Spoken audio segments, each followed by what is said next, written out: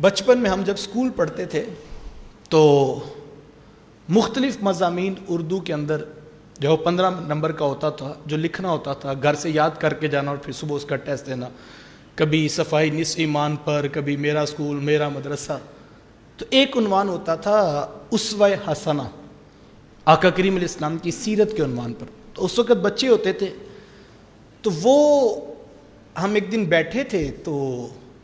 ایک دوست جو ہے وہ ہیڈنگز یاد کر رہا تھا آقا کریم علیہ السلام کی سیرت کی، کہ پہلی سچائی ہے، دوسری دیانتداری ہے، تیسری سخاوت ہے۔ تو میں اسے کہا کہ یہ بھی بھلا کوئی یاد کرنے والی چیزیں ہیں؟ تو کہنے لگا نہیں، آخر ترتیب تو ذہن میں ہونی چاہیے کہ کون کون سی خوبی ہے، کون کون سے اوصاف ہیں، وہ لکھنے تو ہیں، مضمون ہے۔ تو میں نے کہا یار یہ تو پوچھنے کی ضرورت نہیں، تم خوبیاں لکھتے چلے جاؤ، تمہیں میرے رسول کی ذات میں نظر آتی چلی جائے گی۔ کوئی ایسی خوبی تو ہے نہیں جو حضور کی ذات میں نہ ہو، جو چیز خوبی ہے وہ محبوب کی ذات میں موجود ہے، تو اس کو تو رٹا لگانے کی ضرورت نہیں، خوبی ہو صحیح، اگر وہ خوبی ہے تو وہ میرے رسول کی ذات میں ہے۔ اور میں یہی آپ سے کہتا ہوں، آپ دیکھنا چاہیں کہ یہ خوبی ہے یا خامی ہے، آپ صرف یہ دیکھیں محبوب کی ذات میں موجود ہے تو یہ خوبی ہے، اور اگر محبوب کی ذات میں نہیں موجود تو یہ خامی ہے، اور اس خامی کے خامی ہونے کے لیے یہی کافی ہے کہ محبوب کی ذات میں موجود نہیں ہے۔ تو خوبی اور خامی کیا ہے؟ محبوب کی ذات میں جو موجود ہے،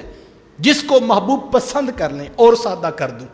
جس بات کو محبوب پسند فرما لیں وہ خوبی بن جاتی ہے، اور جس بات کو محبوب ناپسند کر لیں وہ خامی بن جاتی ہے۔ اور خوبی اور خامی کے یہی معیار ہیں جو ہمیں اسلام نے دیے ہیں، اور اسی لیے کہا لَقَدْ كَانَ لَكُمْ فِي رَسُولِ اللَّهِ أُسْوَةٌ حَسَنَةٌ، بے شک پیغمبر خدا کی زندگی تمہارے لیے بہترین نمونہ ہے۔ اور ہم خوش قسمت ہیں کہ اسلام نے ہمیں رول ماڈل پیش کر دیا اور کہا یہ ذات کامل ہے تمہارے سامنے، اور تم ان کی خوبیاں دیکھتے دیکھتے اپنے اندر اپنانا شروع کر دو، تو یہی تمہاری راہ نجات ہے۔ اور اگر جو چیزیں ان میں نہیں ہیں، انہوں نے ناپسند کی ہیں، ان کو چھوڑتے چلے جاؤ،